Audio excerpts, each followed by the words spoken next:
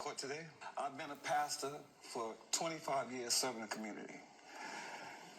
The deacon here and his wife are members of my congregation.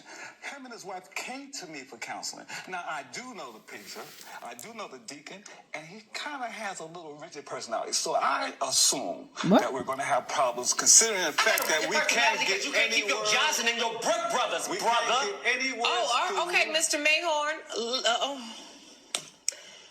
Are you denying that you had No, I'm not sex denying with his it, wife? but there's an explanation for everything. So you're not denying it? I'm not. You're admitting it? I admit it. You said there's an explanation. There's an explanation. What could that be, Pastor? Well, I'm a pastor, but I am a heterosexual man. So his wife would come into these private sessions dressing very provocatively. She is a deaconess of the church. You've seen her before that. The things me and my mom watched. Are you watching it? Yeah. Apologizing for that. Also, I would have to say that I talked to the man upstairs, and I begged him to understand that I sort of was in my ways, and please forgive me. And knowing that I am a pastor and that he is a member of my congregation, I want to do right. So I'm here saying that I am agreeing with him in terms of that, but I'm not going. It's not him. It's his wife, Your Honor. It's that Jezebel. Do not take out your pennies.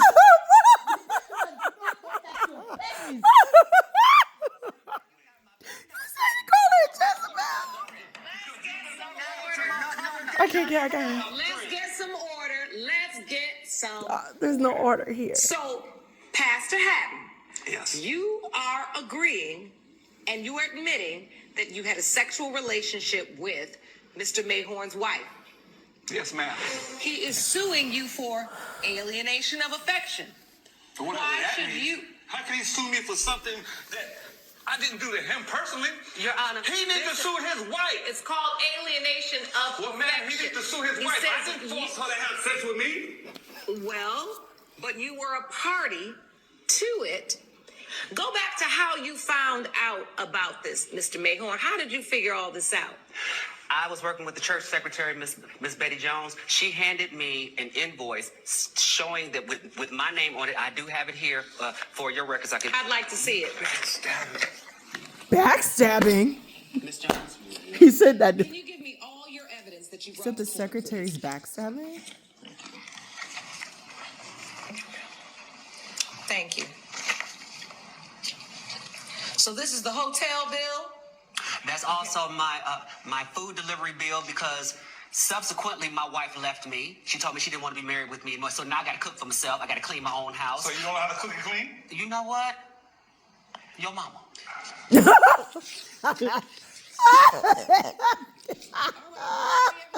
You know what? Your mama. Evidence in terms of what, ma'am? Evidence that you bring to court to prove your case.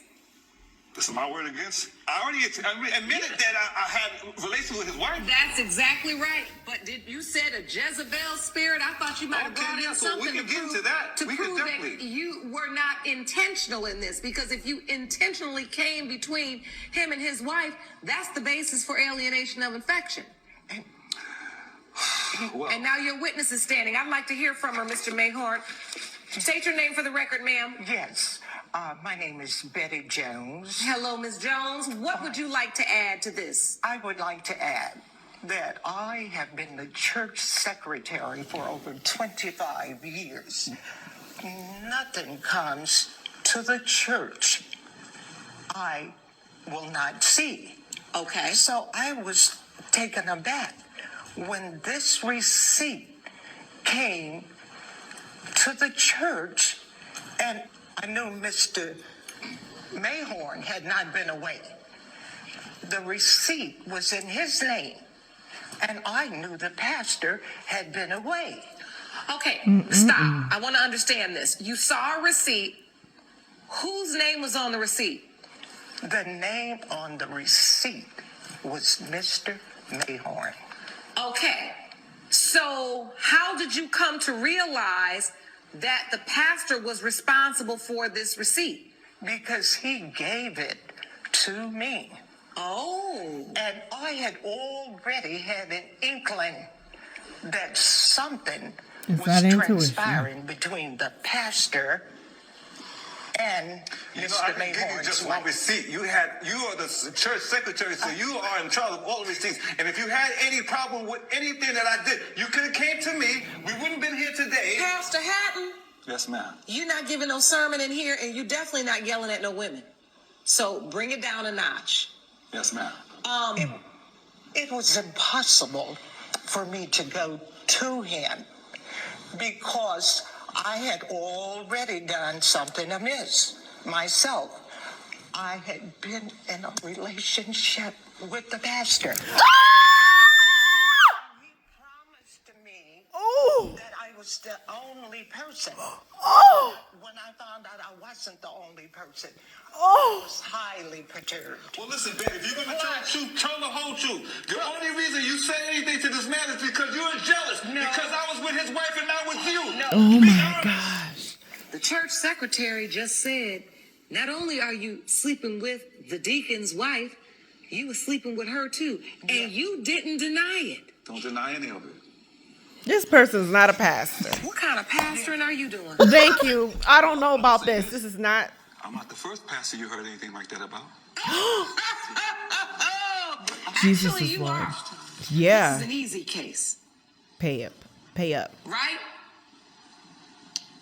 Easy in Because terms of... you've admitted that you slept with his wife. Yes. And under the law, you intentionally do that when you know they're married. You even knew their marriage was going through a bit of a rocky time. They came to you for help, for counsel. And instead, Oh, I Miss always say Jones this, is perplexed. do not seek counsel under the covers.